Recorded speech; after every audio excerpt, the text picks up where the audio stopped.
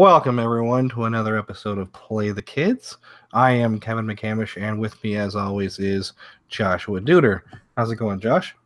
Going well, Kevin. Oh, So, there's my dog. As soon as we record, there's my dog. well, I do apologize ahead of time for everybody. I have a really, really bad cold. I've actually spent probably the past 12 hours, more like 16 hours in bed and haven't really moved. But the show must go on, so we're still recording. So this is Play the Kids. We are sponsored by Roughneck Scars, and we are part of the Beautiful Game Network. Just some stuff that kind of some news items, subscription information. Kind of weird to be talking about on the podcast, but if you happen to find this information, what you guys want to do, if you were subscribed to iTunes, unsubscribe. Just get rid of the old subscription that we've had for I think 2 years. The old feed links into the new feed, so you can still get those old episodes, but all the new episodes will only show up on our new feed. So you have to go to our website, brand new website, very easy to remember, playthekids.com. Go there, subscribe to the new iTunes feed, or if you prefer, like me, I'm Android, so I go through Google Play, but we also do Stitcher. So there's a lot more options. So go to our new website, playthekids.com. We have stickers. I'll be getting those up on the website shortly. If you want stickers, we're also gonna have a Patreon coming out soon. I'm doing the footwork on that, so we'll have, if you want to support the show, we'll be having that out in the next couple weeks. So lots of good stuff coming for this whole season. This is episode 2. We are going to be releasing every other Friday, so this show should come out on Friday, March 9th, and then we'll have the next show on the 23rd, and then every other Friday throughout the whole season, so we can keep it. My mind's gone blank, but you'll be able to predict when their episodes are coming out. We're aiming for that. So again, that's why I'm recording, even though I've got a really bad cold. Consistency. That's the word. Yeah, my brain doesn't want to work very well. But we'll get through it all. So lots of news to actually go through here. It looks like we've got lots of players in and out. Players out we kind of knew about for sure. The returning players I had pretty much picked out because T2 had updated their online roster prior to making their first 5 signings of the season, so I knew which 7 players were going to be returning. But lots of other stuff. I mean, lots of players coming in. Kind of looks like T2 is making some moves because looks like they actually want to do well this year. So I think that's going to be good.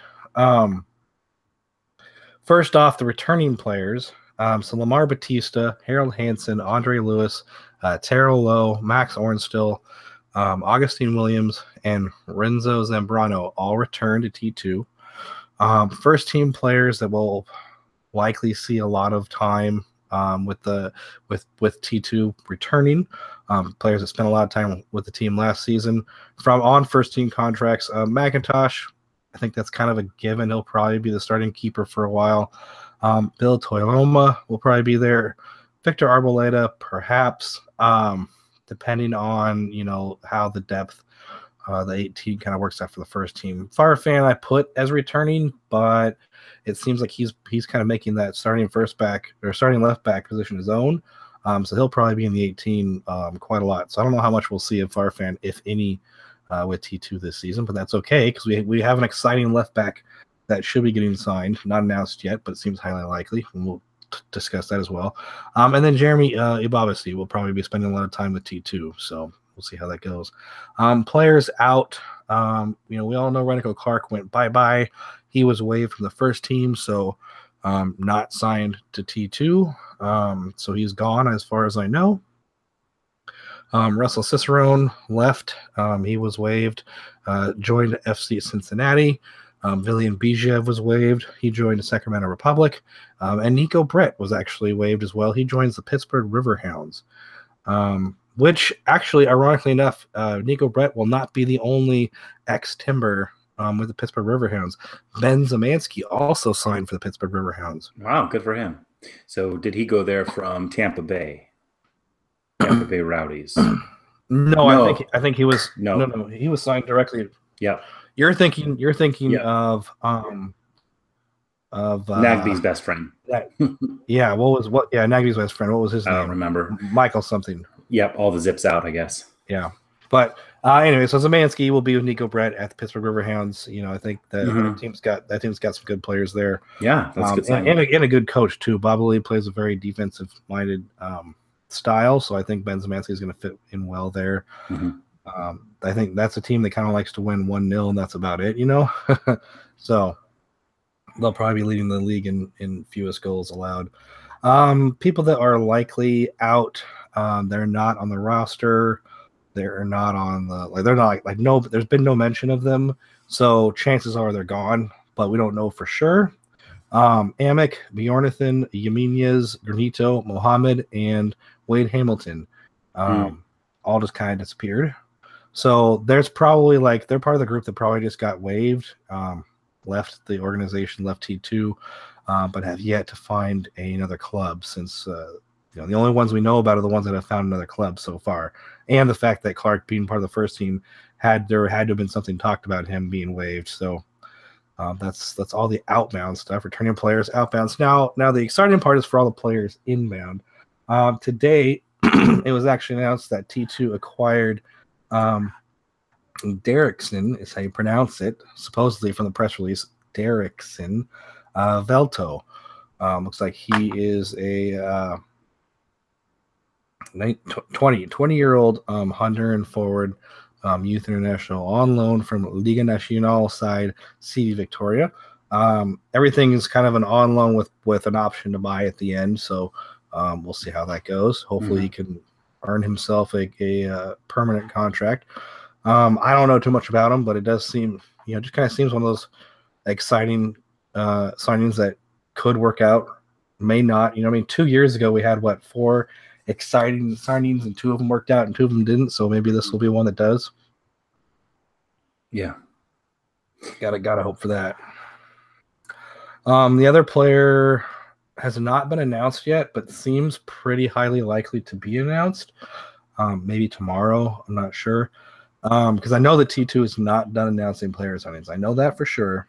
So I'm assuming that one of the next players to be announced will be Marvin Loria, a 19-year-old left back. He's going to be on loan, probably with an option to buy, of course, from Saprissa, however you want to pronounce that. So not announced yet, not official, but seems one of those things that's going to be pretty highly likely. If you follow Reifer on Twitter, Jamie Goldberg, I think they've all been kind of like, hey, here's a player that, they find the news from the Spanish outlets to kind of say, the Spanish side is confirm it. Hey, T2 have signed this player, so it seems highly likely, but the club hasn't announced it yet. And then other inbound players that have been assigned, I think it was last week. Late last week, they had the first 5 signings of 2018 announced. Christian Enriquez, Devin Jamga, Alex Mangles, Josh Phillips, and Nathan Smith. A lot of these guys seem pretty. I want to say exciting at a USL level. Like these 5 signings kind of feel like these are guys that might help T2 compete, be more competitive in the USL, which is good to see. You've got to sign these players that, like we've talked about, they're probably not going to make a first team impact, but they're going to help, T2 actually be a more competitive team within USL. I don't think the objective is making the playoffs or even should be making the playoffs, but, maybe winning more than 5 games, 3 to 5 games in a season would be a good thing to do. So it seems like these players might help.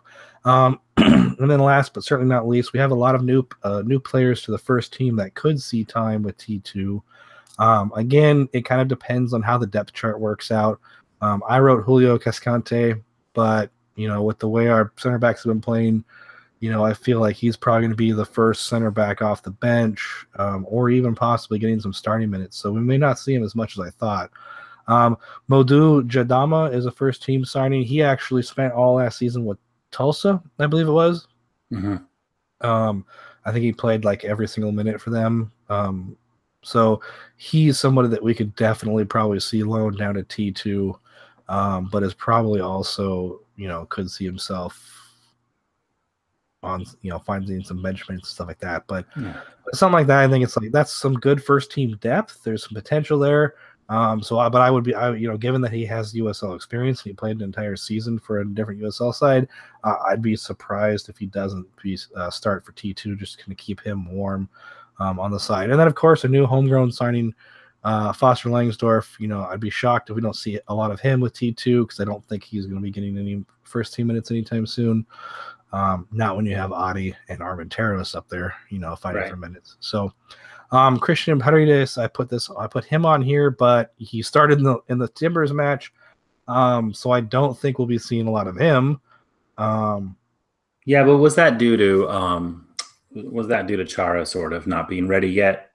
Isn't he sort of the replacement plan for Chara, the inevitable holding midfielder replacement plan? Is that what he is?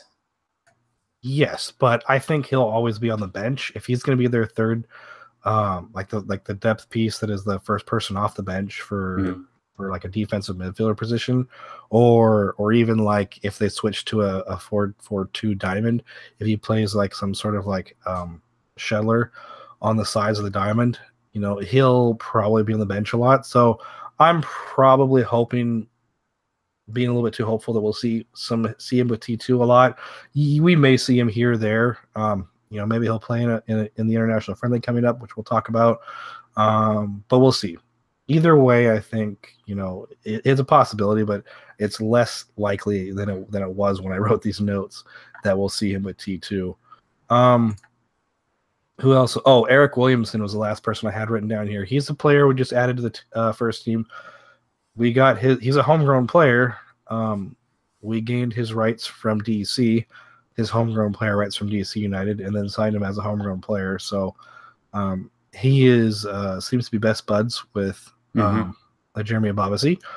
Both players who seems to be not just good soccer players, but highly intelligent and very upstanding young men. So very exciting to see that. He is someone I would think we would see some time with T2. Maybe someone who gets loaned down on a regular basis, but not maybe on a permanent basis. I think there's 4 players that get loaned down permanently, and like 1 or 2 others that kind of go back and forth. So he might be one of them that goes back and forth. We'll see. Again, it just kind of depends on how on how everything works out, because there's all these players, these young players, the depth that the first team has. The reserve side's doing much better. They did very well in preseason. The team seemed to do almost better, with the younger players than with the known standard 11 quantities. And that can change things a lot. I mean, we're not going to be seeing. We'll never see Valeri or Char or anybody like that with T2. Even Char coming back from working back to health, I don't think we'll see him with T2. But it just means that a lot of these new first team players that picked up for depth, we could see him with T2. We may not. I mean, they could end up working their way into a starting 11 position. So it's all good news for the first team, really. And then the thing is, anybody that we don't, or anybody that T2 ends up getting on loan is probably going to be like pretty good, pretty hungry to prove himself. And so I'm feeling a lot better about, I think, the potential for the T2 has this season. Probably more so than any other season so far. It's gonna be very good, I think, overall for T2.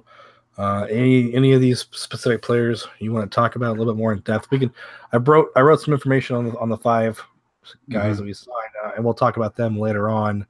But anything exciting off the top of your head? I just wanted to say thanks to the outgoing players. Like Russell, got drafted, gave it a go, tried his hand at T2. Bijev obviously was a huge contributor for a couple of years. Nico Brett was really good a couple years ago. We were high on him. Congratulations to him being signed to Riverhounds. I'm really excited for I guess Derrickson Vuelta, which was just announced today, which we're recording on a Thursday. I believe it was announced today. I just saw it on my Twitter timeline for the first time today, and I saw him in a Honduras shirt. Is that correct? Is that Yes, he is a youth international. Okay, so he's a youth international, but he's not capped at the senior level.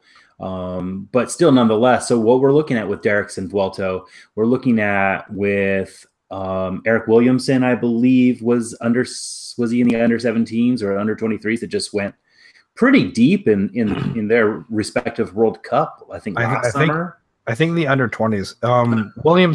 Eric Williamson, and Ababasi were teammates on the under 20 side. So, and then as far as Velto, press release says that he made several appearances for Honduras at the under 15, under 17, and under 20 levels. Looks like 3 appearances and 3 starts for Honduras at the 2017 FIFA Under 20 World Cup. He registered 2 assists there. So he was also at the same tournament that, albeit for a different team, obviously, that Ababasi and Williamson were at. Right. And then he also played 3 matches, 3 starts for Honduras at 2015 under 17 World Cup. So he does have youth international experience. No team caps. And he's got some pedigree too. I mean, if you think about respective players that have come before him, I can't name them off the top of my head, but I would dare you to go look up Honduras players that were pound for pound as good as he is at his age, and I dare you to not find them, at his age getting signed to Segunda, teams in Spain and finding their way eventually into first division teams in Spain and higher level teams maybe down in Argentina and stuff. I mean, he's to me, I'm high on him. I think if he just practices, applies his trade at his level, I think sky's the limit. And of course, Foster Langsdorff, I mean, all things being said, I think he's really the reason over the last 2 or 3 years where Stanford has had their success. I really don't think J-Mo Smooth would be who he is without Foster Langsdorff, providing his presence on the pitch. So even though he's a year behind Jordan Morris of that fishing village up north, I would attribute a lot of Morris's success not only to his own hard work, but also to Langsdorff being there. I think he's someone that we can be high on and expect, I think, good things from over the next few years. I think he, unlike I think other draft picks, this guy is coming through sort of a different system. We already had him in our system, and I'm high on him as well.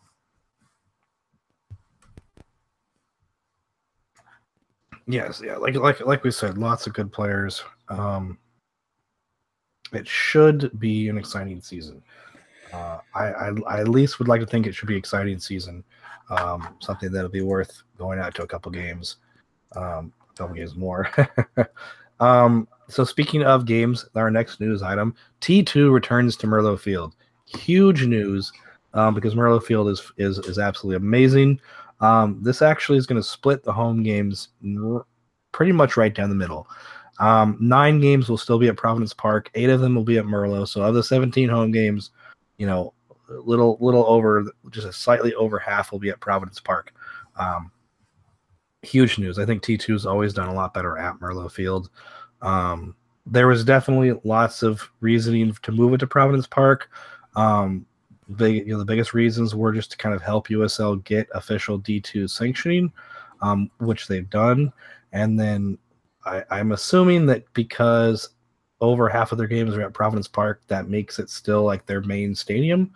So perhaps that it still falls in all that stuff that they need, or maybe that they've now got the D2 sanctioning. There's some flexibility there. But either way, D2 does finally return to Merlo Field for a little less than half the games of the season, and that's super exciting. That's probably some of the biggest news we've got for heading into 2018 season. So and I just think you're just gonna get a little bit better atmosphere at Merlo Field because everyone's right on top of the field. It's a really it's just amazing field. God, I wish I could play soccer on that field. And it's just I think people like to go there more, so you're going to get more people there. You'll probably get a couple thousand people in those games, and that'll be really nice. And if T2 does well, maybe you'll see a couple thousand people at Providence Park, but still, in all likelihood, it'll probably be around 1,000 for the Providence Park games. But they're not trying to sell tickets. They're just trying to get these young players minutes on the field, right? Competitive minutes. So it is what it is. As far as attendance, the highest attended game that I predict for T2 is going to be the international friendly that they'll play in Portland on May 22nd. And I know you're going to be super excited about this, Josh. Yeah. FC St. Pauli is coming to Portland. Yeah. St. Pauli, second division Bundesliga side that I follow. Recently on a different podcast called Fell in Love with a Girl podcast, which covers St. Pauli specifically and St. Paulianer culture. We had an interview over the summer with Abe of Cider Riot, also of Timbers Army fame, literally hand-built the bar in the Van Laden. And turns out he had taken a trip to Hamburg for the World Cup and came back and sort of just was really a part and parcel to injecting the fan culture of St. Pauli into the budding supporters culture of the Portland Timbers, and helped really transform the Timbers Army into what it is. He not alone, of course, but I think there were two different groups at the time when he came back, and really worked with a lot of Timbers fans from both groups, and sort of hammered this out to the Timbers Army is what it is, and it's focused on the city and celebrates Oregon, and we love our team, but we love our city and we love each other. And that was really important. And when we were still in USL, we had a really fantastic player, a captain our side. His name is Ian Joy. Some of you MLS, only been fans since MLS time. That's fine. We're all Timbers fans.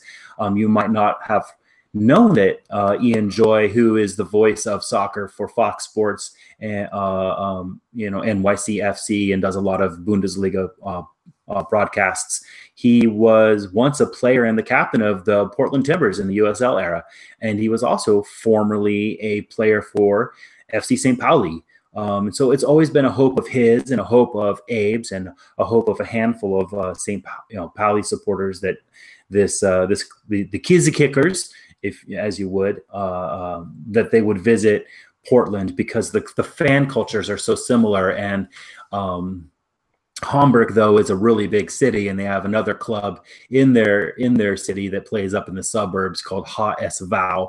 They're more akin to, say, your Seattle Sounders, where they spend a lot of money and they have nominal success, but mostly from what money and large crowds bring, but not the same love of supporter culture. And they're just it's a different atmosphere. So we're very fortunate to have St. Pauli visit us, and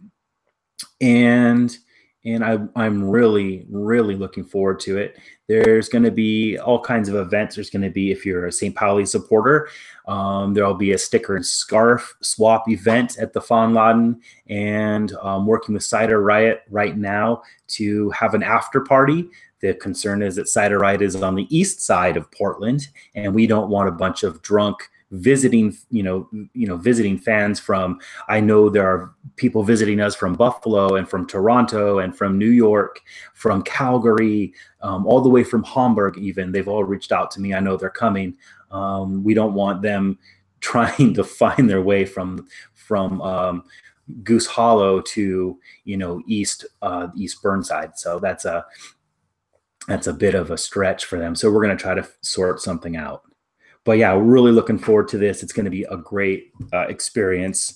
And hopefully, I really enjoyed having Newcastle visit, but hopefully, I think just as an experience, as far as the match goes, and I think as far as the atmosphere goes, I think there's just a lot more love between these two supporter cultures. There's not that there was a clash or anything, but just, I just think that the St. Pauli fans, there's going to be more fans coming from all kinds of different parts of the country to come and see us. So it'll be really great. And if you see a St. Pauli supporter in Providence Park, shake his or her hand.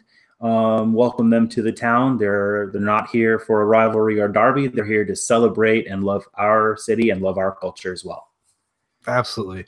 I know that like there's a lot of people on Twitter that were super excited to hear about FC St. Pauli coming to town, because I think, like I said, with the very similar supporter cultures, a reason why I'm always excited about FC St. Pauli is because of that. It's more of the opposite for me. Like, I developed under the Timbers Army and then started to branch out internationally and found FC St. Pauli as a similar club, and so I like it that way. But either way, it's very exciting to have them come. It's gonna be like I said, it's got to be one of the most popular games I think for T2 this season. And being a friendly, it may not be T2, it could be a T2 or a T1.5 or something like that. Could get some people playing. It should be lots of fun. Being a friendly, literally the club can play whoever the hell they want. So they could even play Timbers players, or you can even see Adi out there. Who knows? But either way, it's going to be lots of fun. I would just want to caution any expectations. We do have a home match at Providence Park on May 18th against LA Galaxy 2. And then we have another home match on May 26th at Providence Park against Real Monarchs SLC. So this will be kind of sandwiched in between those two home matches. It'll be a fun home stretch, but I think we're more, I think as far as T2 goes, I think you hit the nail on the head. I think you're going to see players. It depends. It really depends on how Cameron Knowles views the season. I know new coach coming in, it's hard for me to know, hard for us to anticipate how he views the regular season versus how last year's head coach viewed the regular season and what sort of emphasis he puts on league matches versus friendlies. I know that it's the front office's perspective that the very reason why it's a T2 match and not a Timbers match is that regular season friendlies are detrimental to the regular season, which the front office for the first team takes very seriously. But nonetheless, this is a match to celebrate. And this is only one of two matches that St. Pauli will be playing in the United States. They'll be flying out. They'll be playing, I think, on the 18th as well. 19th. They'll be playing NPSL side, Division 4 side, Detroit City FC. So, or is it FC Detroit City? Either way, Detroit City. Yeah, they have a fantastic atmosphere. Now, they are the same division in USSF as, say, our PDXFC or Lane United or Timbers under 23s. But they have just an absolute fantastic fan base. They are the model. They are what a Division 4 side wants to be. And if any club other than, if any club is deserving, it would be them. They've done a fantastic job building that atmosphere. Those fans are great. So, but yeah, so St. Pauli will be coming to us just days after a match, and we will be playing them just days after a match. Yeah, and the first team, like I said, when I was saying like they could play anybody they want. So T2 plays at home on Friday the 18th. Portland will play at home on Saturday the 19th. And then we'll be having this friendly on the 22nd. And then the next game for the Timbers is away on the 26th, which is the same day that T2 plays at home. So even the first team is a very similar schedule. Just one day slightly tighter. So who you'll see, like I say, is probably going to be a lot of T2 players, but just anybody that they want to give minutes to. And in general, I mean, like, I think, and this might be true for a lot of people, it might not, but I'm going to go to that match, but I'm going to go to that match to see FC St. Pauli, not necessarily to see T2. Yeah. So whoever T2 plays is like, sure, whatever, but I'm going to go and see St. Pauli. Yeah. That's the reason I would go. Which is why, I mean, and when I put up that article on Steptown Footy, people were in the comments were like, God, I hope that this is like well attended and blah, blah, blah. And I'm like, and I didn't respond to anything, but I'm thinking in my head, I'm sure it's going to be well attended because there's going to be people that are going to go to see the game to see St. Pauli, right, to support St. Pauli and to support, like, the similar love of soccer and the Mhm. similar supporter cultures and the soccer cultures from Germany. So it should be well attended. I would be shocked if it wasn't. Yeah, I mean, don't for a second imagine that this is going to have the same tendencies as, say, when Inter plays Barcelona, in Michigan, or if Real Madrid is playing Manchester United in LA. It's not going to be that draw. That's but that's not the point. Portions of the ticket sales are going to charity. The fans that are coming in, I'm working on with PDXFC. We are working on possibly hosting a street soccer tournament the following day, or a small sided tournament somewhere if we can, where portions of the registration fees or somehow from the tournament money will be donated to street soccer. The fans that are coming are fans that have big, giant golden hearts. They care about humans. They care about soccer. And they love their team and they love their town. So yeah, it's going to be well attended, but it's not going to be 20,000. We'll be happy to see 5 or 6, I think. Yeah. So no, yeah, by no means is this. St. Pauli is a big team in terms of media coverage for what their supporters group is like, and they sell out their stadium much the same way we do. But it's not a 60,000 seater that they sell out. It's a lot like ours. So yeah, exactly. So well, again, that's gonna be super exciting. We'll move on to some other news. I had put on here that T2 tends to announce stuff at the very end of the season, which of course is happening. The 5 players they added last week, Derrickson they added this week. Marvin Loria, who could very well be announced tomorrow or early next week. I'm not sure. I would assume that if he's going to be announced, if the rumors are true, it'll be announced soon. Again, if the rumors are true, it seems like they are, but until we hear official, it's not officially official. But yeah, so being that the season starts a week from tomorrow, yep. on the 16th, I think T2 is rounding out their roster, getting things completed, and it's very exciting. Lots of exciting news actually this week. I mean, not just the players, but that FC St. Pauli news was pretty huge too. Yeah.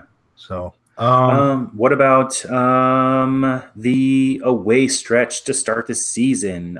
For the very same reason that the first team is starting with an away stretch, T2 is starting with an away stretch. You said the first match is 1 week from tomorrow. It's March 16th at Seattle Sounders FC2 in Cheney Stadium, which is in Tacoma. So they have not renamed the team, but they did move it.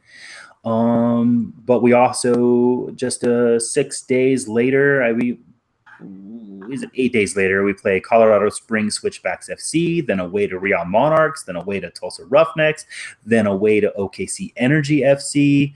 And so the home opener is actually April 18th, right? So, yep. So we've got quite a ways to go before we get to see our boys at Merlo Field. But yeah, so I think part of that big news is just that they're working on Providence Park still. They got a crane that built a crane to build the stadium. Yeah. Well, and the nice thing is, like, not only do they, I mean, yes, they have to go on a road run to start the year. It probably will not work out too well for T2, but I think that'll be fine. We just keep our expectations extremely low, and if they bring home any points, that's probably more points than they would have brought home last year. But yeah, getting to start the season at Merlo Field. I mean, the home opener at Merlo Field, that's going to be exciting. Yeah. Something fun to go and watch that one. And then 3 days later, another game at Merlo Field. And those home games look like they'd be up against opponents that we should be able to handle. Rio Grande Valley, from what I've heard, I think will be doable. Reno, they got rid of Dane Kelly, so their biggest goal scorer is now in MLS with DC United. I don't know how they're going to adjust to that, but they do seem to be working their way to trying to adjust to it. So Reno could still be very dangerous. And then Sacramento Republic, maybe William Bija will come back after that third home game. That would be at Providence Park. So that would be, yeah. You know what? Stand up and give him a clap if he's here. Yeah, he put in a lot of good work, a lot of blood, sweat, and tears for trying to make it to the first team, sticking around with T2 for as long as he did. So it probably, I'm sure that the break between him and the club was not like of amicable nature, but I mean, who knows? We'll just have to see. Some other more general news pieces. Blake Bodley, a player we've been excitedly talking about over the past couple of seasons. He now plays for the University of Washington. I do not believe he will be eligible to play for T2 because as an academy player, he could play for T2, but I think as a college player, if anybody wants to correct me, I could be wrong, but given how NCAA rules are and how much of a stickler they are, Right. I think he cannot play for T2. No, but he can play for the under 23s. Yes. So because the Division 4 is set up to accommodate NCAA eligibility, he is available, or he would be eligible to play for the Timbers under 23s this coming season for them, but they have not announced his signing. So I wouldn't say that he's going to. I'm just saying that if Blake Bodley were to stay within the Timbers family, coach of the under 23s could probably reach out to him and give him some time. But if he wanted to focus on his studies, he could just take this spring off and focus on his studies and then worry about soccer in the fall when NCAA soccer starts up again. Yeah. But yeah. So I don't know how we're going to see him, but chances are if he wants to play some soccer this spring and summer, you'll see him with the Timbers under 23s or maybe somebody more locally up in Washington if it's easier for him to get to up there if he wants to stay in Seattle. He could end up at Kitsap Pumas.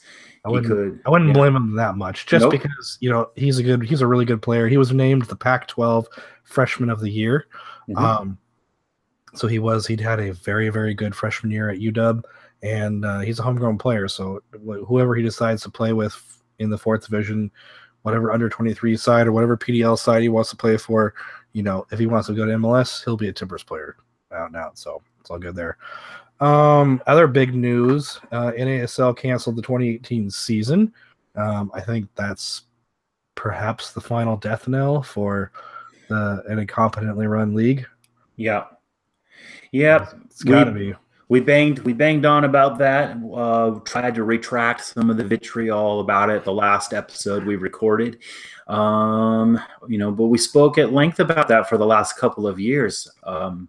There's some good intentions within each of the individual clubs, but I think holistically, the way the league was run and the way the league went about trying to, forcefully inject itself into the 2nd division, instead of really recognizing that its markets might not be strong enough to carry an 8-team league as a 2nd division.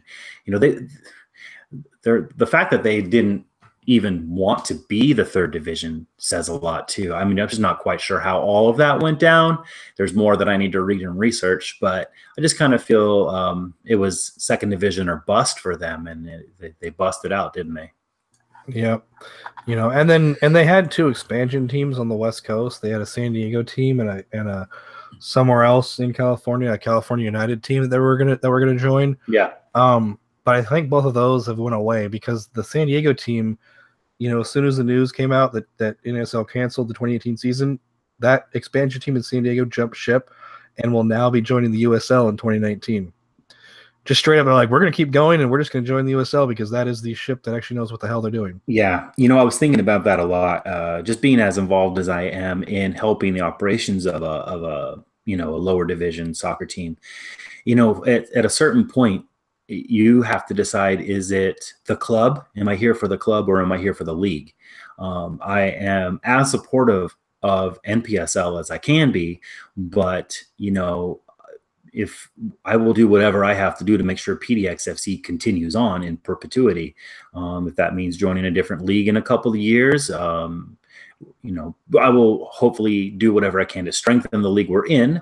But, you can't blame a team like San Diego where they put in all this effort creating a word mark and creating a logo and having open tryouts and signing players and getting a coaching staff. And, you have all these people that were onboarded, and then to just cancel your season, of course that they're going to find another outlet. I wish them the best of luck in the USL, and who knows, some of the teams in the USL this year might end up in USL 3, which are still announced. I think they announced their third flagship team today. I'm not quite I sure. think so.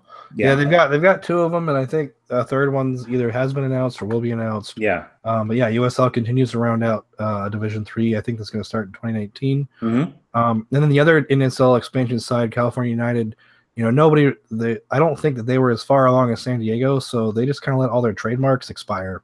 Ugh. And that usually means that the club just kind of just dropped everything and walked away. Right. So those two expansion teams one just decided to pack up and go home, and the other one decided to go join USL. So, NASL can talk a big game as much as they want, but unfortunately, I don't think we're going to be seeing that league come back anytime soon. No. So, I do hope. Do you know if the New York Cosmos, just the name is so iconic? I would not wish anything detrimental to the fans and the club and I hope that they find a way to return. I don't know how what they're doing with their operations, but to have Gio here, we welcome him into our family as a Timber, but at the same time, it just makes me concerned for the family that he came from, and I just hope that they do well and they find a path for their supporters and for their team. Yeah, I agree. I think, I kind of find it funny, like the timing of it all, because Gio definitely made the right move and saved himself from not having a job. And I think he'll do just fine here in Portland. But yeah, the New York Cosmos, that is, like you said, a very iconic club. Probably one of the most iconic clubs in North American soccer. So to not have them play soccer, I think just kind of hurts the overall fabric of soccer in this country. So I do certainly hope that club at least finds something, whether they are able to join USL or whatever hoops they need to jump through to try to keep that operation going. I certainly wish them all the best and hope that club and the fans continue to celebrate, get to continue to celebrate soccer, like those of us who are fortunate enough to have Portland as a hometown. Let's see. Other news. I don't know if anybody heard about this, but apparently in 2018, FIFA, Russia is going to allow cocaine, heroin, and marijuana in the stadiums. Just don't forget to have your medicinal paperwork, because somehow cocaine and heroin can be used for medicinal purposes. I don't know, but I saw that and thought that was hilarious. I just wanted to add that in here. You guys can just Google search World Cup 2018 Russia cocaine heroin, and it'll probably come up. I guess the rules are like just the way that the Russian rules and the way that FIFA rules work, that if you have a prescription in either Russian or English, no other languages are allowed, but Russian or English, you can have, cocaine, heroin, marijuana, 6 or 7 other types of hallucinogenic or narcotic drugs on your possession, and you can use them during the World Cup. So that'll be fun. Unbelievable. Yeah. I am, I think I read a thread today somewhere on Twitter. So, Twitter's a dangerous place. You read threads and you get into this. You're never quite sure if it's corroborated by an actual news article. But there's a club that is Putin's favorite club. And apparently they've been given, they're allowed to spend past the salary cap, where no other team is allowed to spend past the salary cap. And any player that's interested in signing a contract with the league in Russia, this club has first dibs to star players, and salary is not a problem if the player wants to play for the team that's basically being guaranteed to win the championship. So on and so forth. The thread went. Basically, Putin's team is the team that is given all the exemptions, and then the rest of the teams have to sort of fall in where they may. That is, of course, an uncorroborated Twitter feed that I read, and I'm not sure if there's an article that supports it, but it plays into this cocaine and medicinal whatever drug usage in the terraces, and it's I am boycotting World Cup 18 this year. I'm not watching it. And I feel like Russia got it under some pretty fishy circumstances, and I'm concerned for the well-being of the fans that are traveling, and I hate to be a fear monger, but I wouldn't go myself if someone gave me a ticket. So that's just my personal take on the Russia World Cup and where Russia stands with soccer. And to be clear for everyone listening, you would still be boycotting it even if the U.S. made the World Cup, because it has nothing to do with the U.S. men's national team. No, it's the fact that Russia is a not nice country, and all the different things that happen in Russia. It's not the place to be having a World Cup, unfortunately. Human rights and the like and stuff like that. That is exactly human rights in particular is Anyway, try to not be too political in a lower league soccer podcast, specifically targeting the T2 fan base. So this is something I wanted to mention. Interestingly enough, in 2015, 16, and 17, T2 always won their sixth game number 6. It was 666. Well, that's not what I was going with, but thanks. Yeah. Now that's in my head, I'll never forget about it. No, actually, I was just saying that the home opener is going to be the 6th game of the season. It's going to be at Merlo Field. It's going to be against Rio Grande Valley. So maybe T2 can make it 4 years in a row where they win the 6th game. I would be very happy if they don't follow in the 2017 footsteps, and that ends up being their first points of the entire season. But what happens, and we'll just see how it goes. Let's see other stuff. I think we've gone through most of the news. What are your feelings before we get into kind of like the 5 players that we signed that I wanted to go into a little bit more depth on? How are you feeling? 2018 versus 2015, 2016 were very similar. And 2017 just kind of the bottom fell out. So how are you feeling about 2018, the fourth season? I think the very first season we had a great coach, guy that had some experience with coaching players of that age bracket. In Jay Vidovich left for whatever reasons unknown.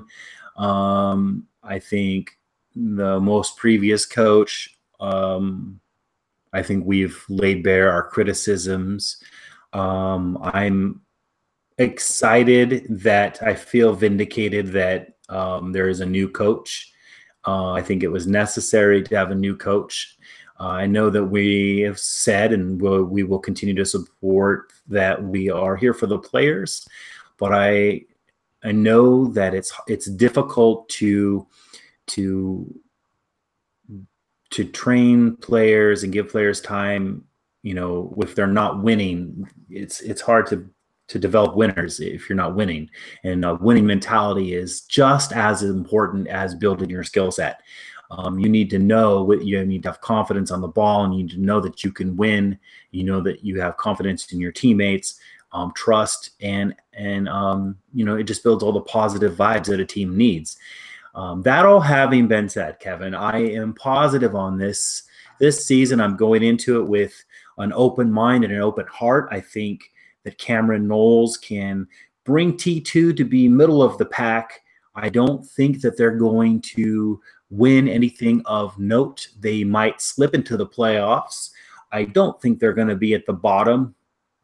I just don't think that can happen 2 years in a row, especially with the turnover that T2 has gone through here. They held on to the players that we were high on, Lamar Batista, Harold Hansen, Lewis Lowe, Augie, Zambrano. I think I'm high on McIntosh, Farfan. Tui Loma was looking good in preseason for the first team. Arboleda and Ibobisi. I think these are all players that we can be excited for. And then the new guys that I think you said you're going to go into a little bit. But I think that there's a really good returning team here with I think a pretty good coach who I think he did a good job as an assistant with the first team last year, and that's why he's been given this opportunity to sort of expand his own abilities and sort of showcase his own skills as a game day, as a match day manager, as a roster manager, and as a as a developer of players. Yeah, absolutely. And then in case there's anybody there listening that didn't listen to our first episode this season, T2 did go through some coaching changes. Gregor is out as a head coach. He got demoted to an assistant coach. Cameron Nollis was moved as an assistant coach from the first team to head coach at T2. Aiden Brown was moved to the T2 goalkeeping coach. So you have some first team coaches that are coming down to start working directly with T2. And I'm hopeful. I'm in the exact same boat as you. Keeping an open mind. I think the sky is the limit. Well, not really. I think squeaking into the playoffs is the sky's limit for this team. Yeah.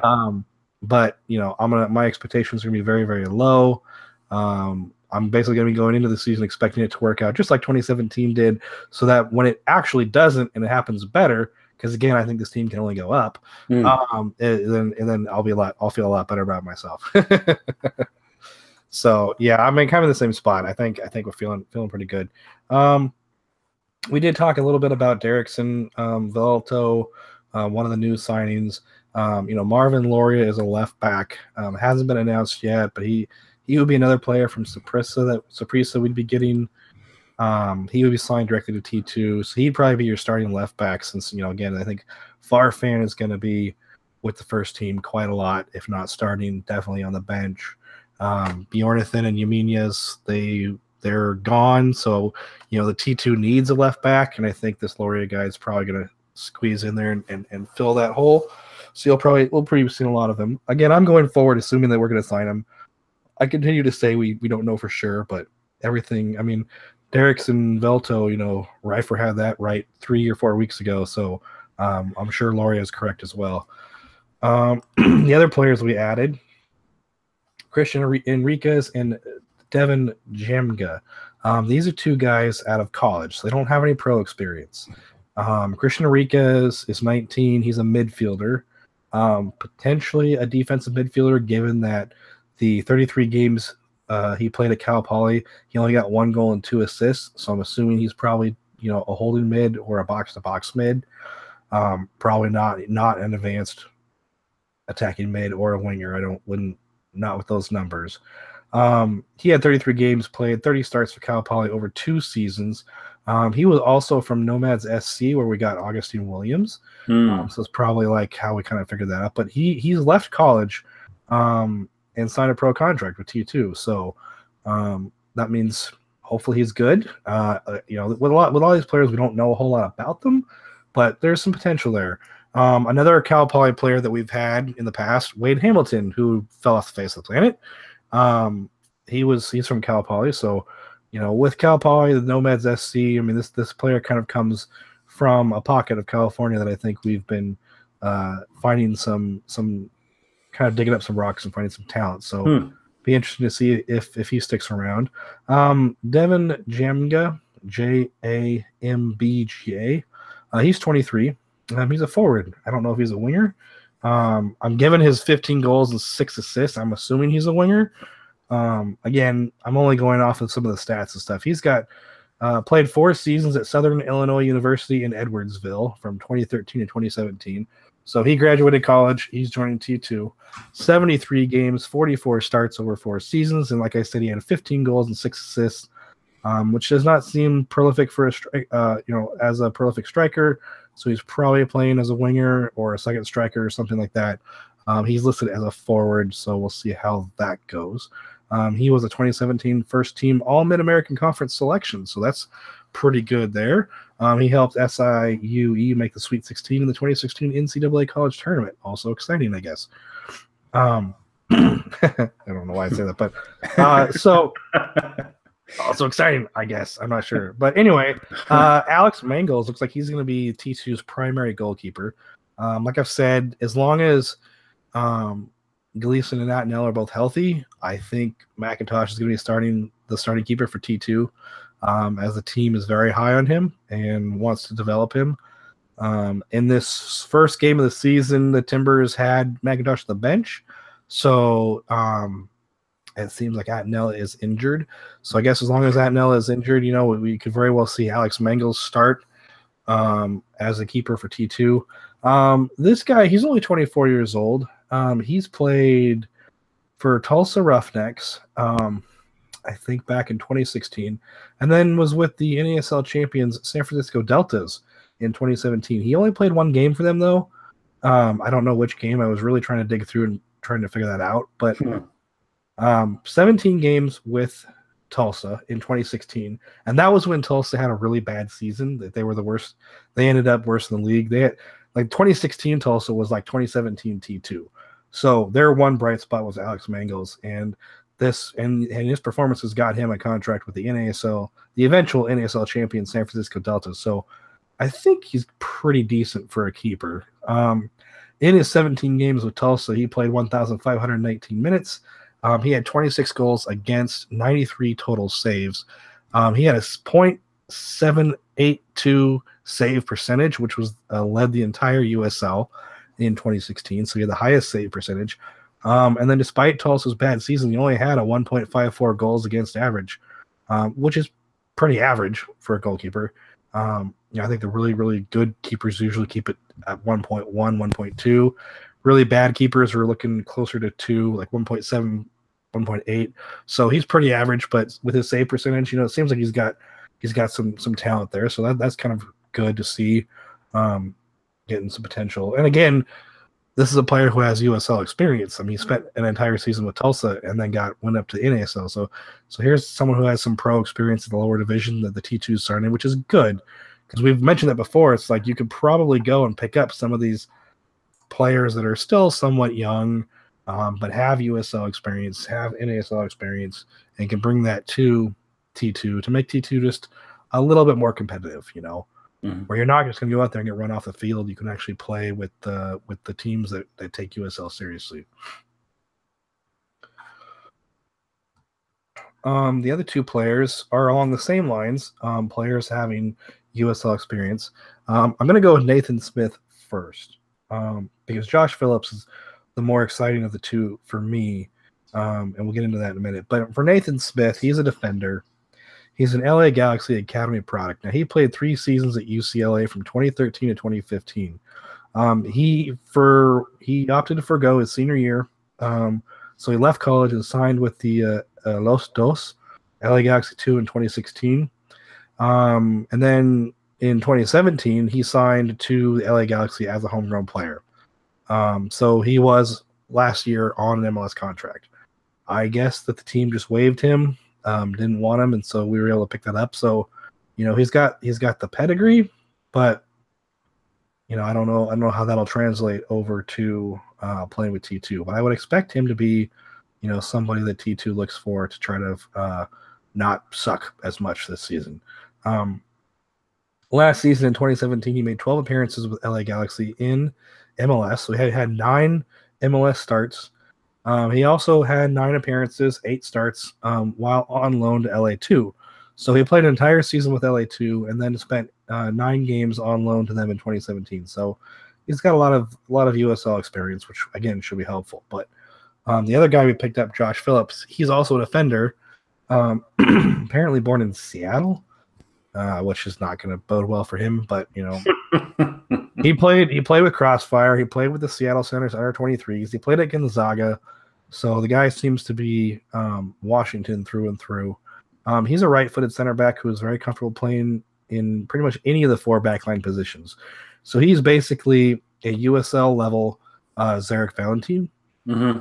His preferred position is right center back, but he can probably play, right back if needed. He can certainly play left center back. It sounds like he's very flexible, and apparently he's a very good defender. He went on trial in Germany a couple times, I think. He ended up signing with FC Tucson in 2014, played 10 games for them at the USL PDL side. Then he ended up signing with Colorado Springs Switchbacks in 2015 when they joined the league. He was their 5th ever signing, and he's been with Colorado Springs Switchbacks in the USL ever since. So he was a very key defender for them in all 3 of their seasons. He had 26 games and 25 starts in 2015. A little bit less in 2016. It was 22 games and 21 starts. But then last year in 2017, he played every single game, started every single game. So he played all 32 games, started all 32. Was one of the key pieces of their defense last year.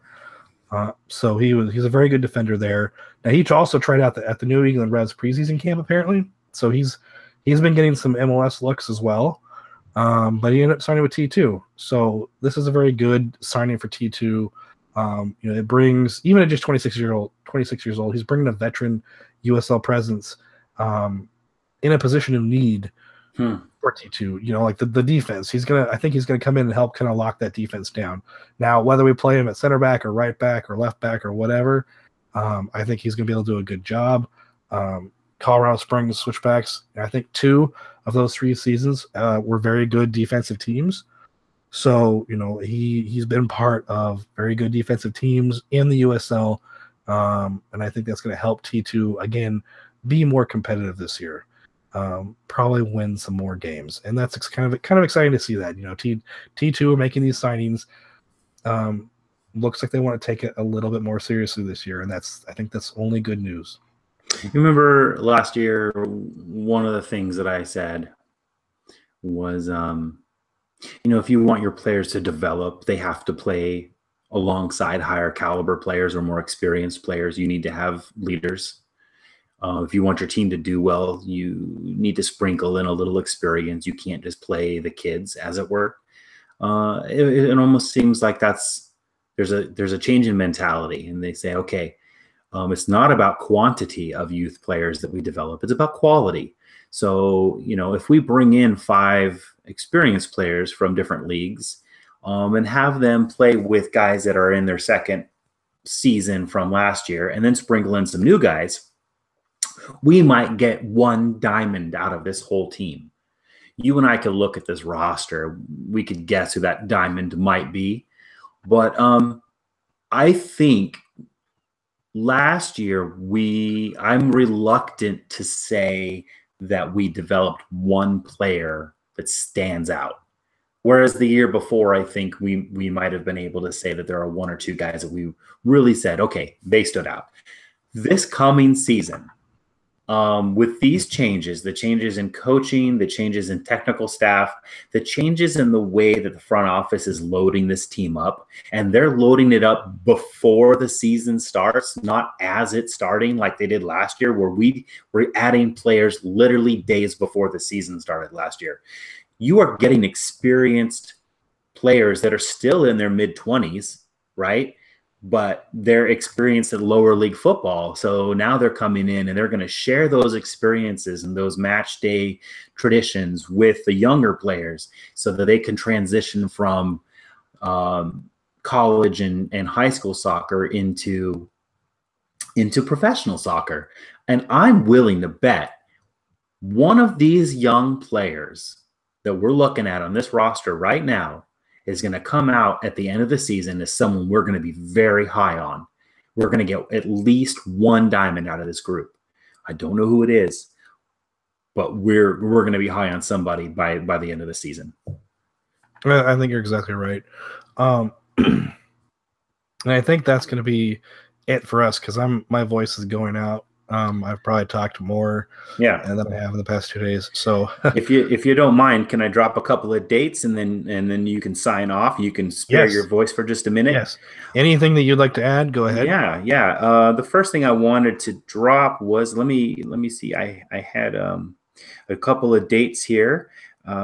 First and foremost, the open tryouts for PDX FC, Saturday, March 24th from 1 to 3 p.m. at Lake Ridge High School. You are going to want to check out pdxfc.com. Check out their Facebook page because you have to register in order to get into the tryouts. There's a cap.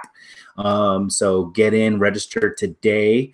There is a small fee. That fee goes to covering some group insurance and renting the field. So it's a small fee just to cover the experience. No one's trying to make any money off you. Just get out there and try out for the team.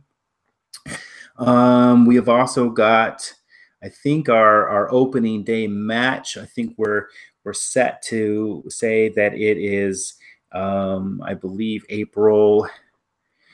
Ooh. Well, I could tell you that we are playing in a preseason tournament against the Timbers under 23s in Salem. And that's going to be, the first match will be on April 28th. That's what I was thinking of. April 28th at John Chambers Turf Field.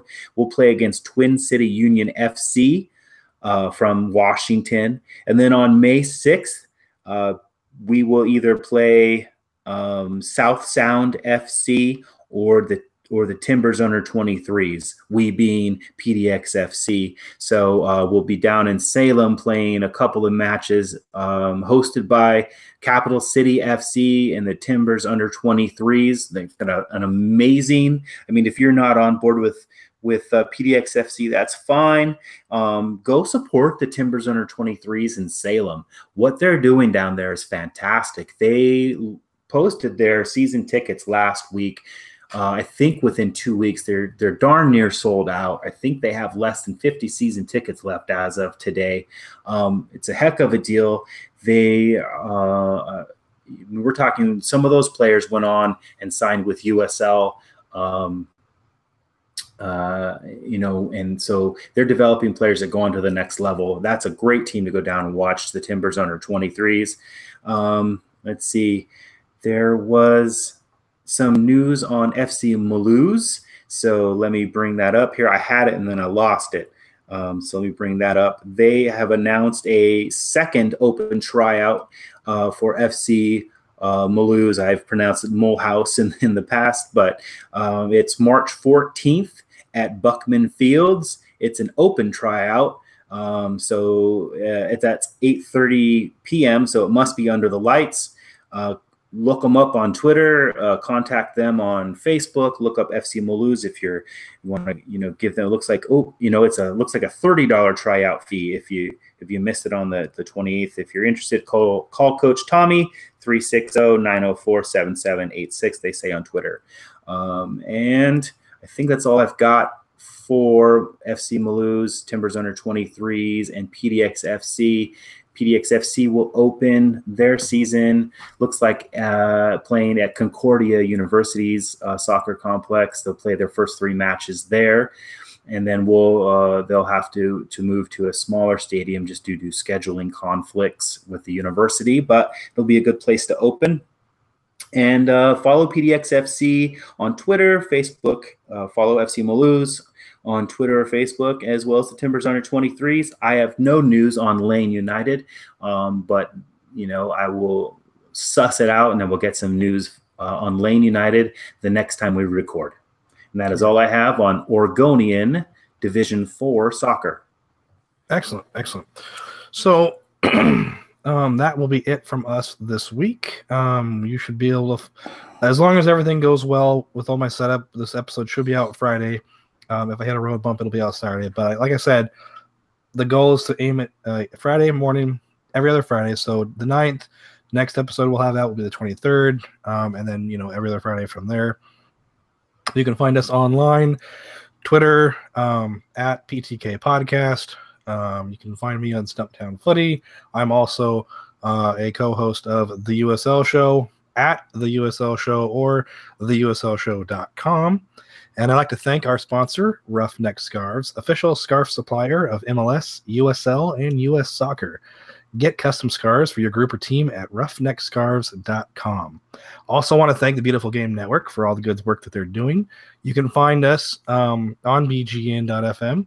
Like I said, we have a new website, playthekids.com. Super easy to remember. I love it. Don't forget to subscribe using our links on our new website to iTunes, Google Play, or Stitcher, whatever you like. There's so many great podcasts that are being added to the Beautiful Game Network. So the network continues to expand. I mean, at this point, I almost feel like we're a founding member given how many additions they've gotten so far this season. So, go to bgn.fm. Lots of good stuff there. Playthekids.com, theuslshow.com, stumptownfooty.com. Lots of places out there where you can find all your T2 news. You can find myself at KMcCamish on Twitter, and Josh at Joshua R. Duder, right? That's correct. Excellent. So that's it from us with Play the Kids. We will see you next time. Bye-bye.